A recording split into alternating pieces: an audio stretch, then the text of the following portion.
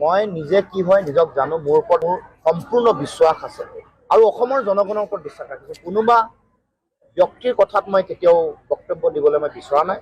মই মোৰ নিজৰ প্ৰতি আস্থাশীল, মই নিজৰ কামক বিশ্বাস কৰোঁ আৰু অসমৰ জনগণৰ আগত মই পৰীক্ষা দিবলৈ বাকী নাই। যিসকলে কথা বতৰা ক'ব তেওঁলোকৰ ক্ৰেডিবিলিটি ৰাইজে ঠিক কৰিব। তেওঁলোক কোন হয়, ক'ৰ পৰা আহিছে, কি কৰিছে, এইবোৰ ৰাইজে বিচাৰ কৰিব। মই যি হয়, মই যি কৰিছোঁ জনতাৰ ওপৰত এৰিছোঁ, জনতাই বিচাৰ কৰিব, সময়ে বিচাৰ কৰিব। গতিকে মোৰ যিহেতু মই নিজকে নিজে জানো, মই কি কৰি আছোঁ মই নিজকে জানো, গতিকে বেলেগৰ কথাৰ মই কেতিয়াও উত্তৰ নিদিওঁ। মই জনগণে যদি প্ৰশ্ন কৰে তেওঁলোকৰ উত্তৰ দিম। জনগণৰ ওচৰতহে মই একাউণ্টেবল আৰু বাকী কথা ৰাইজে বিচাৰ কৰিব। 21 চনৰ নিৰ্বাচনৰ সময়ত আপুনি ৰাজস্থানৰ হোটেলৰ কথা তেওঁ উল্লেখ কৰিছে, খুব বিজেপিৰ ফালৰ পৰা এইটো খুব চৰ্চা হৈছে। মই কৈছো নহয়, মই কি কৰিছো মই জানো, অসমৰ জনগণেও জানে। গতিকে মোৰ নিজৰ ওপৰত যেতিয়া বিশ্বাস আছে মই ঠিকে কৰি আছো, বেলেগৰ কথাত মই গুৰুত্ব নিদিওঁ।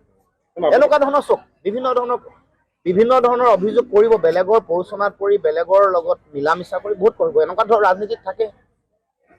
মানে কংগ্ৰেছত বিজেপিৰ এজেণ্ট নাই জানো, বেলেগ দলতো বেলেগৰ এজেণ্ট থাকিব, গতিকে স্বাভাৱিক কথা। বেলেগৰ হৈ কাম কাজ কৰি থকা মানুহতো চবতে থাকিব আৰু সেইটো তেওঁলোকৰ কথাত কিয় গুৰুত্ব দিয়ে।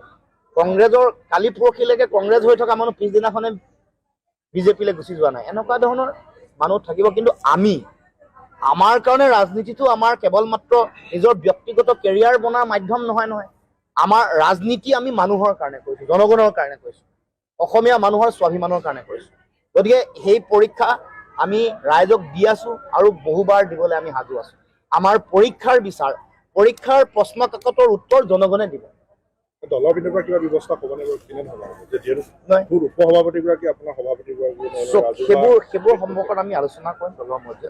দলে নিশ্চয় সিদ্ধান্ত গ্ৰহণ কৰিব। আমাৰ ডেমক্ৰেটিক সংগঠন এটা, দল এটা, গণতান্ত্ৰিক দল এটাই যি ধৰণৰ ব্যৱস্থাৰে কামটো কৰে সেই ধৰণে কৰিব।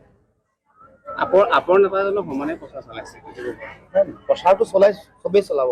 নিৰ্বাচন যেতিয়া হ'ব সকলো প্ৰাৰ্থীয়ে নিৰ্বাচনত প্ৰচাৰ চলাব। আমাৰ বিৰোধী শিবিৰৰ সকলো প্ৰাৰ্থীয়ে প্ৰচাৰ চলাব, কিন্তু ৰায় জনগণে দিব। মই জনগণক প্ৰচাৰ দেখি ভোট দিবলৈ মই তেওঁলোকক মানা কৰিছোঁ। যুক্তিৰে চাব, বুদ্ধিৰে চাব, কি হৈ আছে, সঁচা মিছা, কোনটো কথা, ৰাইজক কোনে অন্যায় কৰিছে, কোনে নিৰ্বাচনত জিকিব পাৰিব, কাৰ যুঁজ কৰাৰ শক্তি আছে, কোনে অতদিনে জনগণৰ কাৰণে চিঞৰি আছে, যুঁজি আছে, লোকসভাৰ মজিয়াত কোনে যুঁজিব পাৰিব, কোনে আমাৰ শত্ৰুক হৰুৱাব পাৰিব, যিগৰাকী ব্যক্তিয়ে জাতিটোক গাদ্দাৰী কৰিলে, আটাইতকৈ বেছি অন্যায় কৰিলে, তেওঁৰ লগত কোনে যুঁজিব পাৰিব, কোনে জিকিব পাৰিব, এইবোৰ হিচাপ নিকাচ কৰি ৰাইজে ভোট দিবলৈ মই আহ্বান জনাইছোঁ। যিদিনাখন আমাৰ সকলো জাতীয় জীৱনৰ যিগৰাকী মহান সেনাপতি, জাতীয় যিগৰাকী যোদ্ধা, যাক আমি সকলোৱে উত্তৰ পূৰ্বাঞ্চলৰ ভাৰতৰ মানুহে শ্ৰদ্ধা কৰে, মহাবীৰ লাচিত বৰফুকনৰ প্ৰতিমূৰ্তি যিদিনাখন উন্মোচন কৰিছে, সেইদিনাখনে দেশৰ প্ৰধানমন্ত্ৰীয়ে পকেটত আমাৰ জাতিটোক ধ্বংস কৰা কাখন লৈ আহিছে। গতিকে এইবোৰ কথা মানুহে পাহৰা নাই।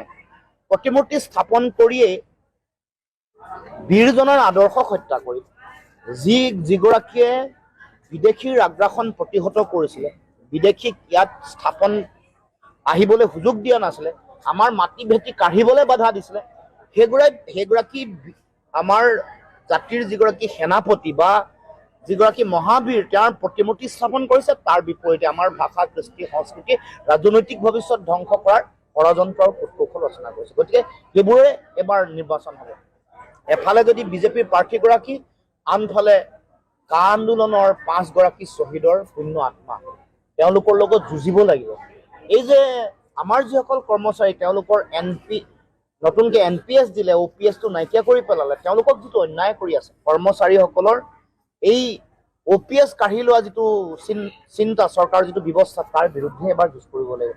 এই যে আমাৰ 25,000 কোটি টকা আমাৰ ঠিকাদাৰসকলক দিবলৈ বাকী আছে, আমাৰ থলুৱা ঠিকাদাৰ যিসকল উঠিছিলে, নতুনকে অসমীয়া মানুহৰ নতুন ঠিকাদাৰ গঢ় লৈ উঠিছে, এই ঠিকাদাৰসকলক যে তেওঁলোকৰ ভৱিষ্যত যে ধ্বংস কৰি দিয়া হৈছে, ক্ষুদ্ৰ ব্যৱসায়ীসকলক যে ধ্বংস কৰি দিয়া হৈছে, কৃষক শ্ৰমিকৰ যে অৱস্থা নাই, আমাৰ যে মাটি ভেটি কাঢ়ি লৈ গৈছে, আমাৰ সম্পদৰ অধিকাৰ যে তেওঁলোকে কাঢ়ি লৈ গৈছে, এই যে অসম চুক্তিক নাটচাট কৰি আইন জাপি দিয়া হৈছে, তাৰ বিৰুদ্ধে বিজেপিৰ প্ৰাৰ্থীগৰাকীয়ে যুঁজিব লাগিব। জাতিটোক যদি আটাইতকৈ বেছি অন্যায় কৰিছে, এইগৰাকী মৌন সোণোৱালে অন্যায় কৰিছে। নিমাতী কন্যাৰ ভূমিকালৈ মাতৃৰ ওপৰত হাত দিয়াৰ সময়তো তেওঁ মনে মনে আছে। নিজৰ কেৱল ক্ষমতা গাদীখন ৰক্ষাতে ব্যস্ত। জাতিৰ সংকটত মাৰ আই মাতৃক যেতিয়া হাত দিছে তেতিয়াও মনে মনে আছে। কেনেকুৱা ধৰণৰ মানুহ, কোনো এটা সমষ্টিৰ প্ৰতি দায়বদ্ধতা নাই। ইফালৰ পৰা পৰিভ্ৰমী পক্ষীৰ দৰে কেতিয়াবা ডিব্ৰুগড়ত আছে, কেতিয়াবা লখিমপুৰলৈ গৈছে। লখিমপুৰত থাকোঁতে আধাতে তেওঁ লখিমপুৰ এৰি ক'ৰবাত বিধায়ক খেলিছে। মুখ্যমন্ত্ৰী হৈ থকা অৱস্থাত মুখ্যমন্ত্ৰী নিজৰ গাদীখন ৰাখিব নোৱাৰে। ৰাইজে গাদী দিছে, গাদী ৰাখিব নোৱাৰে, কেনেকৈ জাতি ৰাখিব? সদায় নিমাতী কন্যাৰ দৰে ব্যৱহাৰ কৰি মৌন সোণোৱাল হৈ তেওঁ জীয়াই আছে। গতিকে ইয়াৰ উত্তৰ মই কৈছোঁ যে জনতা জনাৰ্দন বিচাৰ ৰাইজৰ ওচৰত ৰাখিছোঁ। মই যুঁজিছোঁ জনতাৰ কাৰণে, ৰাইজৰ কাৰণে যুঁজিছোঁ আৰু যুঁজি থাকিম।